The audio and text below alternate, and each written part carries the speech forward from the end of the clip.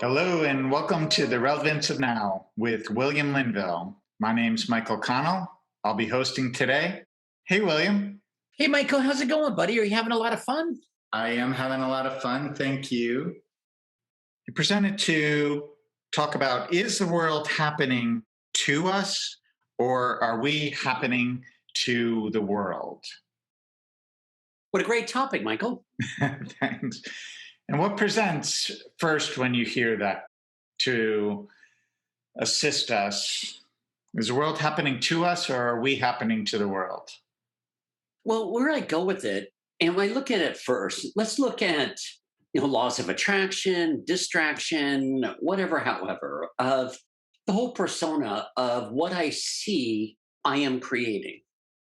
Now, that's a big question or a big assumption because I drive down the road, there's car accidents, there's the ones that love giving the international salute, which is the one salute that is understood all over the planet, oddly enough, the middle finger. Now, I look at that, and it's where we step back for a minute, we take a breath, and through your nose into your lower tummy, hold, and then we exhale, like a deep sigh. Just releasing all that tension, all that pressure out of yourself. Because what we're watching right now as instruments, facilitators, being of light, beings of love, creator expressing through the physical incarnational level, it makes you question, okay, did I attract the dear one that gave me the international salute? Did I attract the car accident? Or in this case, I'll call it the car on purpose. Now, what's really happening for us?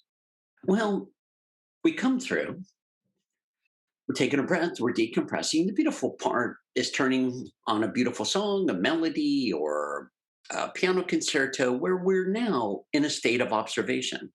We're wide awake, we're fully alert, watching all these gazillions of journeys occurring all around you.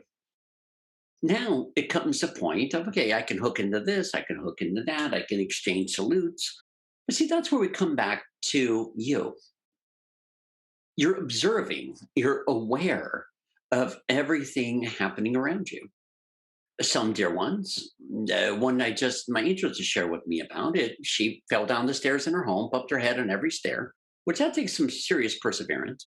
And then from here, the pelvic girdle cracked and so forth and so forth. Now, it makes me ask, is that happening to her or for her? Is she attracting? Is she welcoming in? I could say right now, hands down, period, of course, she wasn't sitting here thinking, yeah, today's a good day to break the hip and bounce my head around the stairs. And that's where we get into a certain level of ungroundedness and ludicrousness. Why in the world would you ever sit there and perceive or attract, bumping your head on every stair and cracking your pelvis? But on the beautiful side here, which is a very awakened soul, awakened being, is that she gets right now to make a decision. What number or age is her body? What perceptional philosophy, belief system, and so forth is she going to buy into? Now, this is all head stuff, but it's so beautiful because now she's being presented with the great opportunity of letting the body heal itself, supersede, overcome, and she'd been working and working. It's kind of interesting. She loves all of her critters, her animals, kitty cats, and the birds outside, the deers that come from the trail. But then there's that, once again, that state again of clarity, awareness, benevolence, amplifiedness, where we get to sit back for herself personally to decide, why am I letting the animal kingdom run my world and my body, how I feel about myself? All the personas, the identifications, that it's like a judgment guilt thing. I'm doing enough, not enough.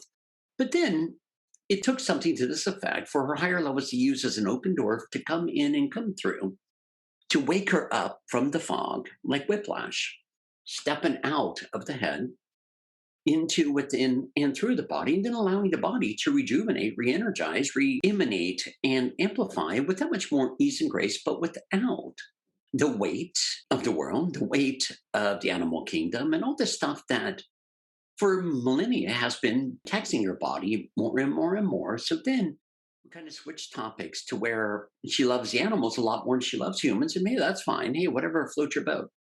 But at the same time, it's not just about loving them more. Now it's the point where she became in servitude for the animal kingdom that have supported her to stay locked away in her home, out of society, which is another huge benefit for her, in the hospital, so forth and so forth, putting her in a position from her higher levels in her manifest levels, assisting her to start re-engaging with brother humanity in a way that's so much more harmonious and not so fearful.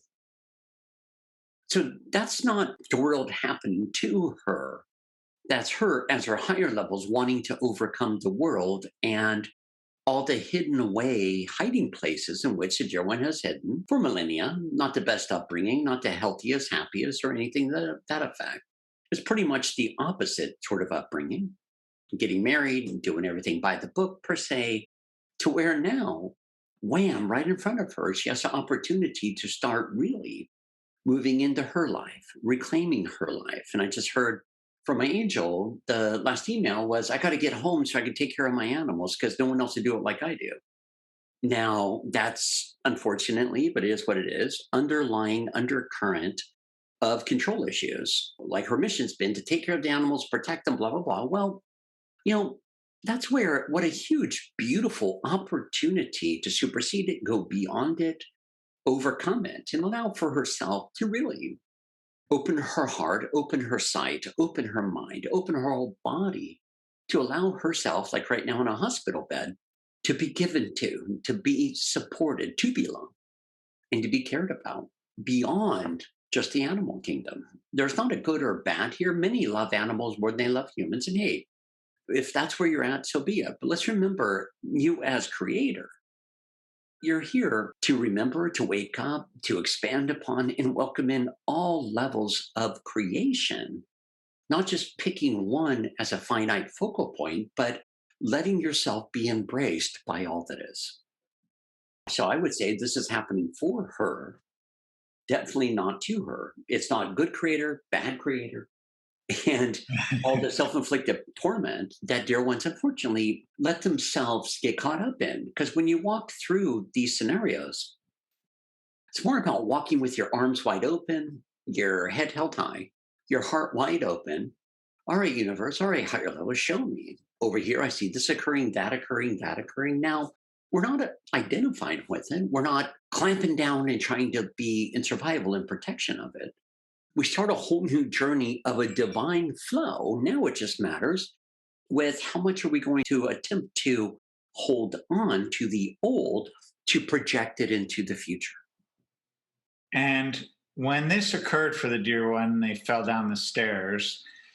Their ego mind may have come up with a bunch of thoughts and judgments, perceivably, that this was a bad thing. And can you summarize how you're sharing the mindset of looking at this from a different perspective? Well, totally, Michael. Now, there's many perspectives we can let the head go with. Woe is me. I'm a victim. Woe is me. I have no one, humanness speaking, in my live stream. No one loves me. And I'm here to survive and do out my days. That's one way the ego tries to run with it. The next part is the ego trying to beat you up for not being present, not being awake, not being alert, not being, aware of the stairs that have been there since the dear one bought the home. And it's like a wake up, shake up to what am I doing? Where am I at? What am I doing? Why am I doing what I'm doing? It's kind of like cornering the ego, exposing the ego without it having all this power over yourself to beat you down, break you down, and turn you into more of the perception of victimization. Now, I have to say, as a reminder, there are no victims. There's as many dear wants to hold on tighter and tighter to where it goes to this extreme of trying to wake up and get their own attention. Now, it's not a pass or fail. It's not a good or bad. It's just how low do you want to go until you finally surrender to yourself, your real self. And if this dear one had that proper mindset, what are the types of things she would be saying to herself? Wow, what a ride. Now, it's not every day you bounce down each stair, bumping your head, and still being alive, per se. Wow, man, it really puts a whole new perspective within myself of what matters and what doesn't matter. Wow, I cannot believe for the last millennia I've been in chop wood, carry water, repeat, repeat, to where now, what have I been doing and why? What voices have I been listening to and why? And where you start to broaden your eyesight and you start to come to terms with, well, is humanity scary? Are they mean, unkind? Or maybe it was really just the few dear ones that I've had the great honor of being in their presence so they could push, push, push to assist me to get my own attention, to wake up, for my heart, my eyes to open, to really start to recognize and see within myself how none of that in the outside world has anything to do with yourself, not even the action, words, and deeds of others. Do our higher levels present us with perceivable obstacles or physical challenges to give us that opportunity to wake up if we need it? Yes, dependent upon, like it, always, there's a gentle nudge. Always, there's a very soft, loving voice, a voice of embracement, a voice of serenity, a voice of love. For some, it's quieter. For some, it's louder. For some, they take it as though they're being scolded. But I want to stop right there because the universe, your higher levels, your creator levels, your manifest levels, creator facet that you are, and creator as a whole would never talk down to you. If anything, it would talk up to you to inspire you, to love you, to hold you, for you to see, feel, and wake up to you and the love of all that is. Now, it's kind of a tricky one because the ego tries to get in there like some dear one on a throne with a magnifying glass trying to burn your legs off. Now, that's humanity's perception, religion's perceptions, blah, blah, blah. But if we remind ourselves for a minute, God is love, love is God, that when we're in this state of you, there never ever is a criticism. Can you imagine creator consciousness as a whole, not male, not female, judging itself, judging the facet of itself in which you are? No, judgment is a man made emotional makeup from the subpsyche of primal survival that has nothing to do with creator judging creator. And with all of that, the voice, the gentle, loving, serene, this voice arises and arises. And now we get to this why in the road. We can go to the left and commune, connect, hear you, because it is you. Let's not make any mistake about it. It's you. It's called your higher levels because it's vibrating at a lot higher frequency than the physical fourth dimensional, heavy, dense veils. But the voice is still there. It's flowing through. It's saying, you can do it. You already are it. Remember who you are. You are love. Loving and lovable, you are love. And then escalating within oneself to unravel all the opposite of the why in the road, of going into harshness, punishment, ego centricness, spiritual egos, physical egos, emotional egos, materialistic egos, rather than, hey, that's not you. Let's enjoy all the toys and all the gifts the whole world has to offer, the whole universe has to offer. But remember, it's there to be enjoyed, but also remember it's not you. So then we come back to the other left turn of the Y in the road, of dancing, flowing, flourishing, embodying, connecting with you, with just that much more fluidity, ease, and grace to where the words that come out of your mouth, a word is a word, but let's listen really to the tones, the frequencies, the love behind the words that emanate, that permeate, that radiate, activate, and amplify to where it's so great because it's like a beautiful flower blossoming and sending out all these levels of pollen, but in this case, particles of light that has no end. The flowers don't identify with themselves, they emanate their beauty to everyone else and everything. So after this occurred, this dear one has the opportunity to take a moment, take deep breaths, reconnecting to their true self, what questions would they be asking their true self? Why has things been the way they've been? What am I not remembering here? What has pushed me into this situation? What am I not within myself connecting with or connecting to? Why am I listening to the voice of the ego rather than the voice of love? And then as we go here, we listen to the voice of love, the voice of light beingness, the voice of sereneness, calmness, supportiveness, embracement. As now we're stepping out of all the harshness that have put the body in that situation, anyways. And it's also where many in this case will go through life reviews, which does not mean you're stepping off the planet. It means you're wrapping up a journey that you've woken up from that just no longer has that grasp, that hold, magnetically or emotionally upon you. And starting to look more at more and more of an overview of one's life stream. And now we get to this point, even walking out of the hospital per se, of now, what do I want to offer? What do I want to be? And what voices do I want to listen to? And how much love can I emanate? A whole new beginning, really. That's where we really start living at that point, not surviving.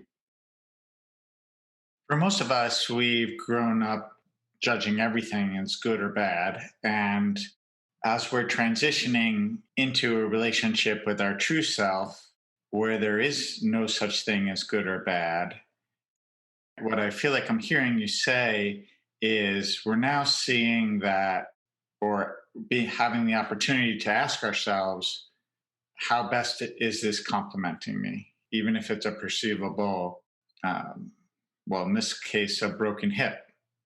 We're transitioning into not judging it as bad, but is what I'm hearing you saying. We're really saying, okay, take a deep breath. How best is this complementing me? How best is this assisting me? Beyond this, dear one, let's take it more holistically for every dear one. What a beautiful opportunity the situation is for the dear one to see what areas, even within their body, that they are not within.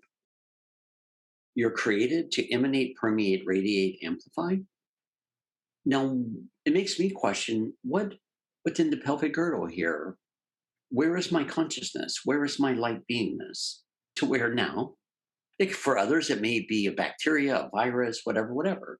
Now, how blessed we are to have it all come to a head, come to the surface to show you, this area of my being is obviously vulnerable. So we welcome in the rest of ourself to fill that part of the body principle, the mind, where we start becoming more and more of that emanator, amplifier, instrument, and conduit that now is expanding exponentially through the world and now becoming a solution for the world rather than just a follower within it. Wow. So if I got cancer, lung, colon, prostate, whatever, whatever, skipping the big C word for a moment and all the fear that's put into it, let's take a breath. Oh, okay. There's a pocket of my consciousness. There's a pocket in my body within my consciousness that I am not residing, obviously. Because if I was residing there, the body would never have any default. And so, therefore, let's take a breath. Let's bring our conscious right into those areas. Kind of like a basement or a cellar or a garage that is vacant of you until we bring our presence in there. We light it up, we fill it up with yourself. We even purify and divinitize all the hollow echoings of noise that have been playing out in that part of your body, that part of your mind, that part of your subconscious, that part of your emotional state, all the stuff that it all equals one thing. It's just equals being void of you. So now we bring our light beingness, we bring our liveliness, our vibrancy, the love that we are down into the lungs, prostate, kidney, brain, whatever it may be for you personally. We bring it through the cells, your crystalline matrix, the atoms, the subatoms, the molecules, bringing all of you in without having any void within your mind, your body, or yourself. That's where, longevity wise, we get moving, running, flourishing, and our body literally just continues to regenerate itself because it doesn't have any void that's creating all of this harshness within oneself and breakdown. Wow. Yeah. That's super clear. And it really takes you beyond why did I create this, that, blah, blah, blah. Why don't we switch our projection for a moment? When I say I am healthy, whole, and complete on every way, every level within all of my being, I really mean all of my being. The body's one small part, the mind's another small part. But then you look at all the echoes, you look at the perception, identification with the past, even incarnationally. Those are all major voids that you have not fully moved into, recollecting all of your power, all of your energy, soul fragmentations. So, what's it like right now, Mr. Michael, to be healthy, whole, and complete on all levels, all dimensions, every cell of the body, and free of all the old echoing memories, which are not, I use the word memory for the sake of understanding, but technically, it's not the past, it's dimensional. Otherwise, it would not still be playing out within yourself. My first reaction is that's a little extreme. It's a little hard to believe that that could be the case. Maybe I'm moving towards it, but uh, that's really honestly what my mind says at first to hearing that. I can't feel that fully because the mind's a little bit too strong. Okay, but right now, let's question the mind. Hmm. For everyone, let's question the mind. And where does it take you? This is what it's famous for. They say, Michael, you cannot be healthy, whole, and complete. Remember this, remember that, this over here, yesterday, this morning, 20 minutes ago, Right. 20 years ago. Yeah, or I've said things like this before, and the body hasn't fully cooperated. So that's where you stop for a minute, you take a breath, you ask yourself, where am I lacking myself? Because in our reality, everything's spinning around in lightning speed all around us. Now it just comes to what parts did you see, bite into, and let be a definition of yourself? Right. Everyone's healthy, whole, and complete. Now it's just a matter of letting yourself arise to the occasion, not being yesterday, day before, 20 minutes ago, 20 years ago, based in right here, right now. Because you have to question. This is where I will encourage you to question the mind. Why not? Right. See, I'm creator here. So why would there be this deep, dark, hidden secret? Why would there be this deep, dark, hidden alcove within my mind, my body, or my consciousness? I'm creator here already. What is it I'm willing to accept? That makes total sense. That if since I'm creator, and if there's something that is blocking that aspect of me through the body or through expression, I want to know about it so I can address it. And so you can make a clear decision now. And I would hope always for everyone within your being that I'll have nothing but light beingness in every alcove and particle of my being. Now, many in the old days, per se, they would call it the Christ consciousness or being Christed, not just for Wonder Woman with a long beard, but for yourself too. It's the marriage of your crystalline structure, the marriage of your light bodies. So you are a creator here. Why not? Wow. Yeah. That perspective is so powerful and profound. And for me as well, I know it takes some repetition. It takes some feeling of that aspect of me to overcome the old judgments that my mind has had. Exactly. But isn't it interesting? You just said it all. Old judgment that your mind has had and held on and commanded, once again, as creator, to be so. So what happens is no longer so. Because out of reality, mental, physical, emotional, in every way, I mean, of course, you're outgrowing those perceptions. So, of course, they're coming up to be revisited for you as creator because you're commanding it to show itself. So you can redecide what's truth and what's not for yourself as yourself. And then we go beyond truth into just being that conduit in that instrument of total light, beingness, total love, where nothing at all anywhere around us, nuclear wars, Holocaust, corona, viruses, blah, blah, blah, where nothing at all, literally within ourselves, has the power to take that purity, that divination away from you. Right now, right here in the relevance of now, okay, great. I'm aware of the COVID 19 stuff, inoculation stuff, rah, rah, rah. So what? Is it really about you?